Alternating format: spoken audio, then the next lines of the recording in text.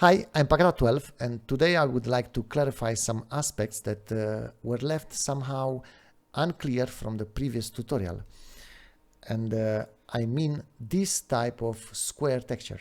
I got an answer, a comment on my YouTube tutorial from someone saying that he don't understand a thing and what is this good for, okay?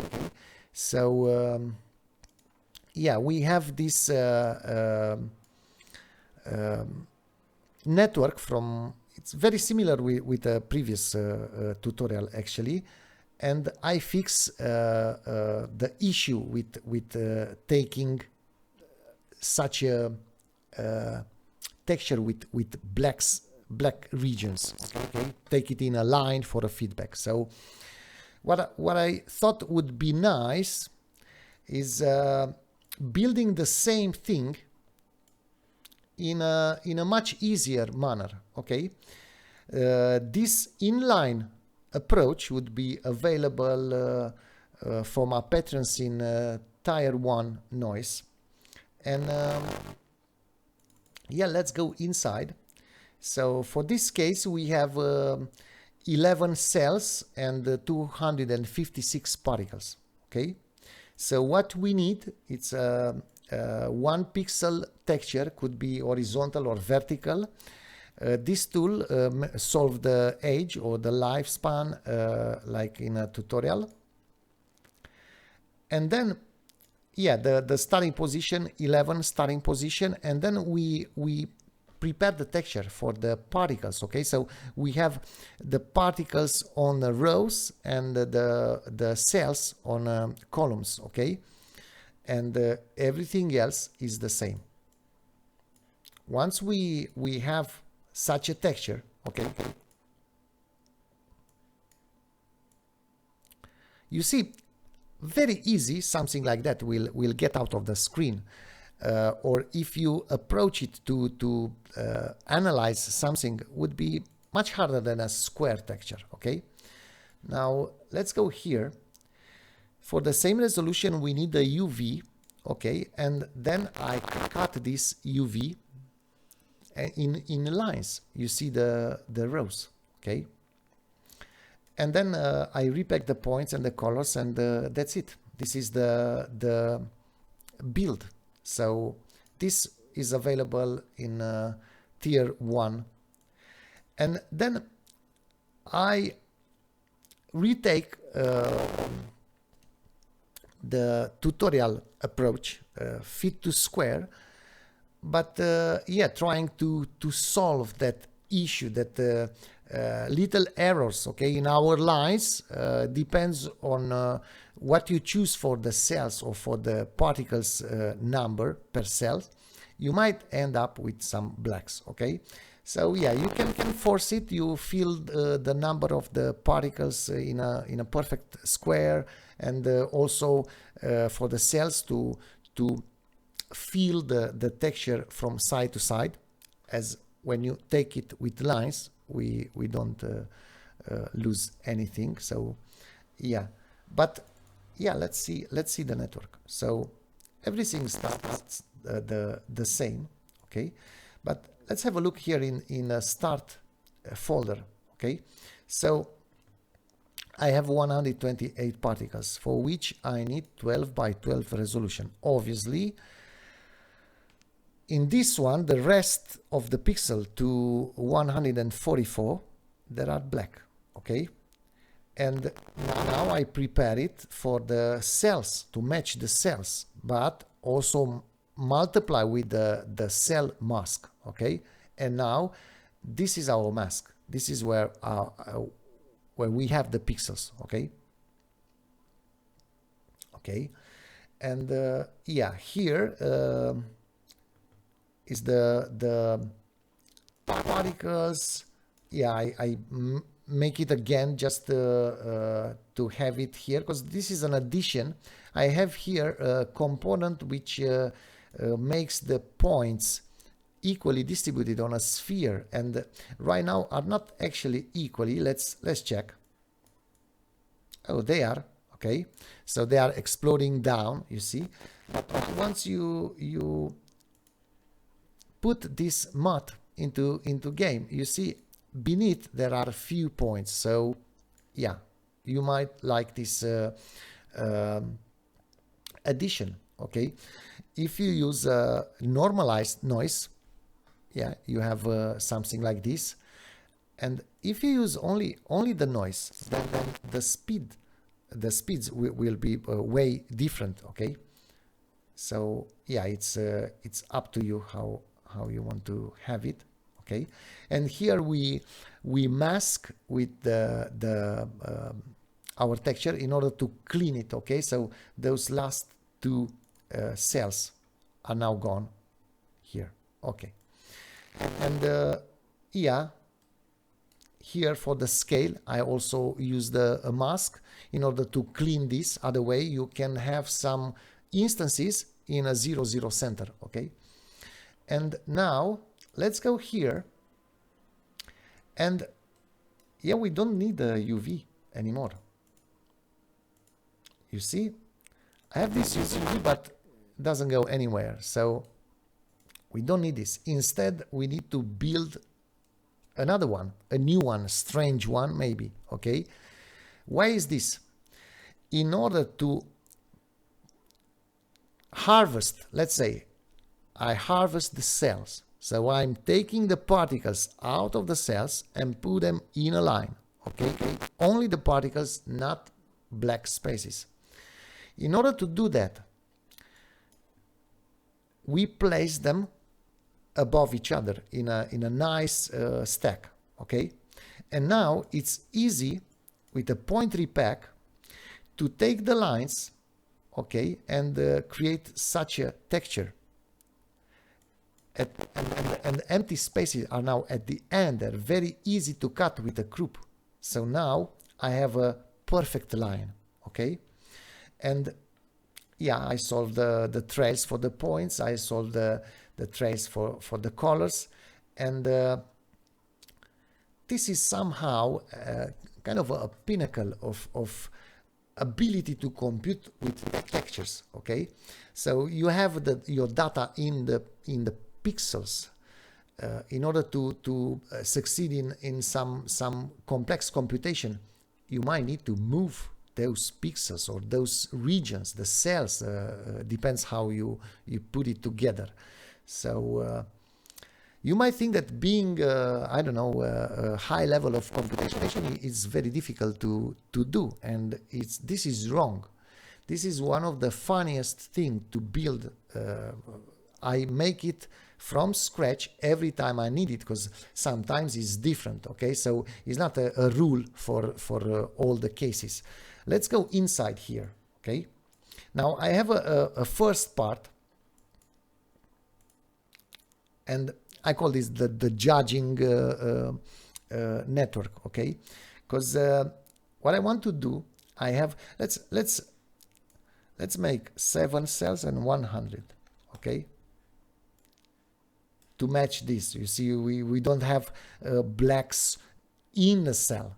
Okay, and yeah, we have a 3x3 texture, and we fit it to match. It's 3 multiplied with 10, 10 being the size for the particles area. Okay, and we need to cut those separately, like with a scissor. Okay, and having this, it's hard to see if it's 1 pixel or more pixels. Once you display pixel value, you can see there are many. Okay, but I prefer something more visual, so I go with the noise, and yeah, now it's easy to see there are many pixels. Okay, and I group them by rows first.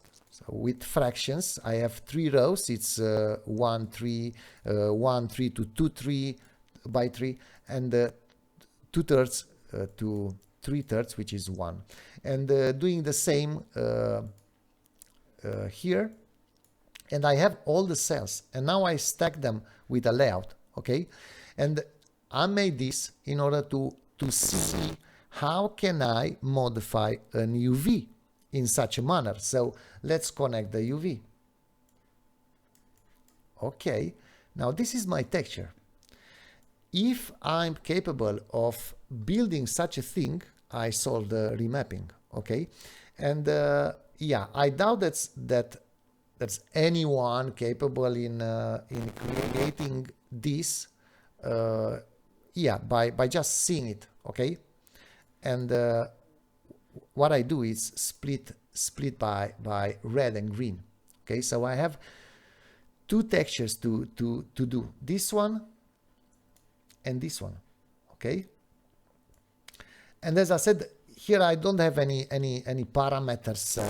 I just type in whatever it takes to not group too many cells, okay?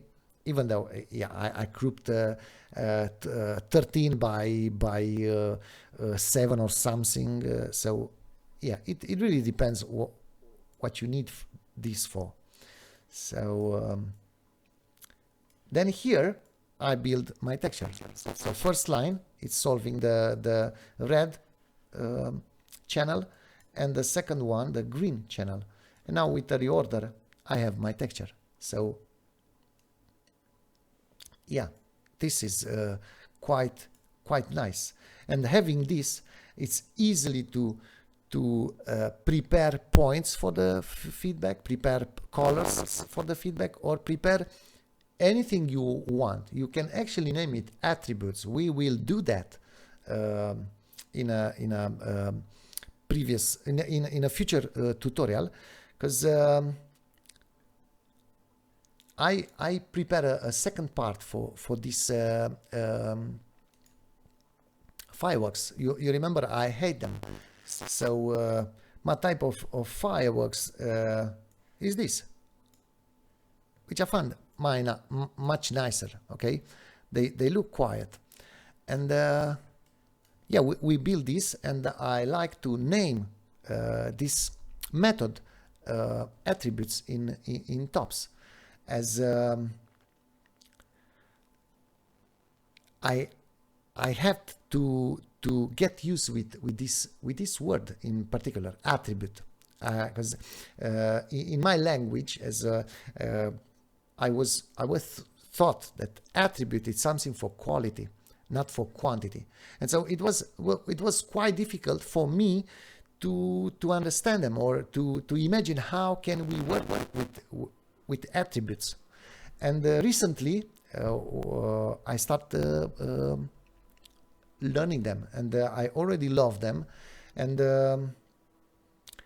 I will confess you the first thought that I had when I discovered pops, okay, which was lately. You see, this square texture, if we go with 101, let's say, then we have a bigger gaps in between, and cleaning those black areas is one of the most difficult thing to do in tops, okay? And I believe this is the biggest advantage of pops. It doesn't have any black region, okay? Imagine you need to compute something with, let's say, 7 pieces on a chessboard, okay? And you will need to get rid of the empty squares in order to do that computation. These are tops. Pops, on the other hand, they don't have a chessboard. You have 7 pieces in a little bag, and it's quite smart. There are a lot of things already there, and yeah, this is the biggest difference from what I feel. And me starting to learn pops, it's a mixture of tops and pops, because I will never let go on tops. Tops has something in advantage. I will show what if we have different amount of particles per cell. You know, this first cell will be filled only half. This second cell would be filled differently, and so on and so on. And yeah, I believe doing that and many other things in tops, it's much more visual for me. My brain was my brain trained in this way for my last 8 years when I discovered this way of computation, and I love it. For me, it's the ultimate abacus, and I will try to build some tutorials, especially for those computation things, you know, you can do with tops. So and yeah, this was my it's not a tutorial. I just wanted to show you some things, and yeah, I really hope you like it, and thank you so much for watching. Thank you, Messi, for your support, and I'll see you in the next one. Bye.